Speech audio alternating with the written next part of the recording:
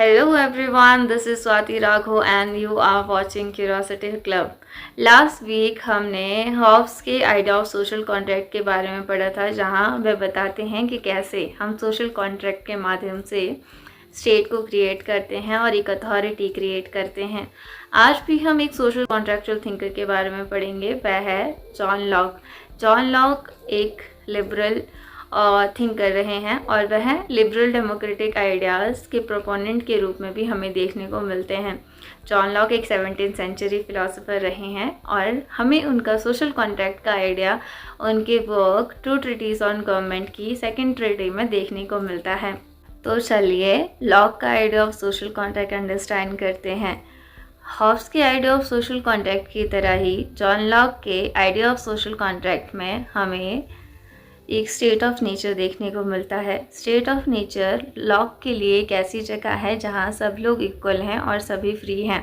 वहाँ सबके पास कुछ नेचुरल राइट्स हैं, इनमें लाइफ, लिबर्टी और प्रॉपर्टी के राइट्स अवेलेबल हैं।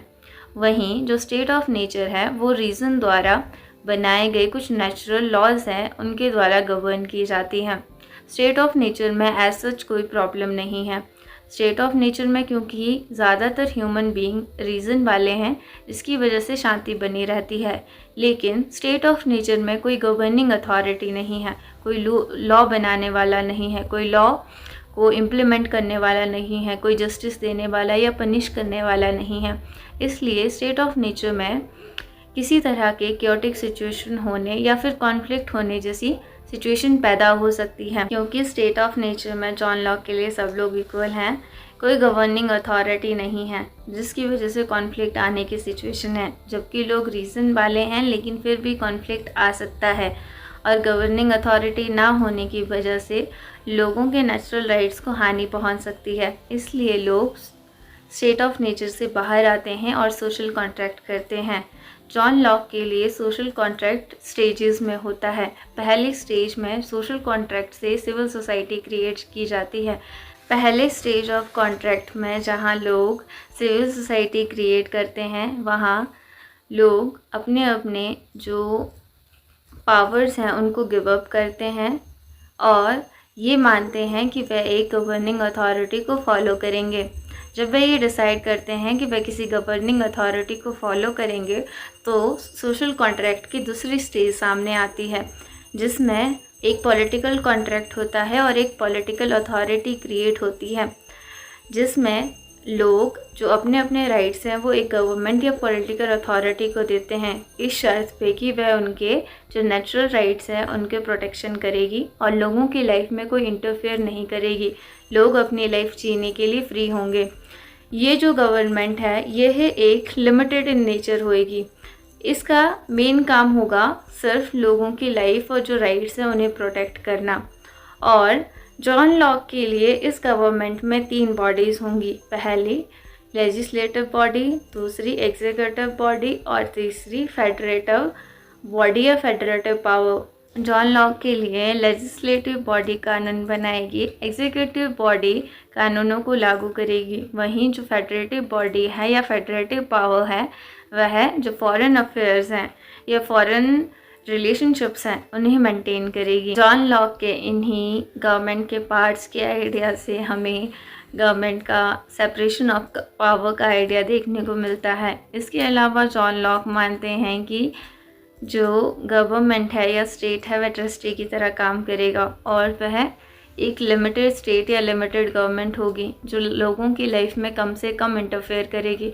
जॉन लॉक के इसी आइडिया की वजह से आगे चलकर जो लिबरल आइडियाज़ हैं या लिबरलिज्म के आइडियाज़ हैं वह डेवलप होते हैं। इसके अलावा यूरोप और अमेरिका के जो डेमोक्रेसीज़ हैं वह जॉन लॉक के आइडिया से ही इंस्पायर होकर बनी हैं। जॉन लॉक के आइडिया में हमें आगे जो रिवॉल्ट का आइडिया है, जो कि हॉब्स के आइडिया में भी देखने को मिला था, वह देखने को मिलता है। वहाँ लोगों को कम्प्लीटली रिवॉल्ट करने की कोई हक हमें पूरी तरह से देखने को नहीं मिला था, लेकिन जॉन लॉक के आइडिया में हमें लोगों को रिवॉल्ट करने का कंप्लीट हक मिलता है और लोग रिवॉल्ट कर सकते हैं उस सिचुएशन में जब गवर्नमेंट उन्हें किसी तरह का धोखा दे दे या गवर्नमेंट उनके राइट्स या लाइफ को प्रोटेक्ट करने में सक्षम ना हो, या फिर गवर्नमेंट अथॉरिटेटिव इन नेचर हो जाए या टायरेनिकल इन नेचर हो जाए तो लोग गवर्नमेंट का विरोध कर सकते हैं। इस तरह से जॉन लॉक के आइडियाज़ जो एक लिबरल आइडियाज़ है उसके लिए कॉर्नरस्टोन की तरह भी काम करते हैं। इसके अलावा जो जॉन लॉक का आइडिया है वह हॉब्स के आइडिया से थोड़ा डिफरेंट देखने को मिलता है। जहां हॉब्स के आइडिया में हमें ह्यूमन नेचर का एक बैड पर्सपेक्टिव देखने को मिला, वहीं जॉन लॉक के आइडिया में हमें ह्यूमन नेचर का एक विवेकशील या फिर रीजनेबल पर्सपेक्टिव देखने को मिला। जहां हॉब्स के आइडिया में हमें जो सोशल कॉन्ट्रैक्ट है वो बिटवीन लोगों के बीच था, लेकिन वहीं जो जॉन लॉक है, जॉन लॉक के आइडिया में हमें सोशल कॉन्ट्रैक्ट लोगों के बीच में और लोगों और सरकार के बीच में दो तरह के सोशल कॉन्ट्रैक्ट हमें देखने को मिले। लोगों के पास हॉब्स के आइडिया में रिवॉल्ट करने का हक था, लेकिन वह रिवॉल्ट से लोग वापस स्टेट ऑफ नेचर में चले जाते। लेकिन जॉन लॉक के आइडिया में लोगों के पास रिवॉल्ट करने का हक है और लोग स्टेट ऑफ नेचर में वापस नहीं जाएंगे, क्योंकि इनके पास सिविल सोसाइटी है। सिविल सोसाइटी से दोबारा एक नई गवर्नमेंट क्रिएट की जा सकती है।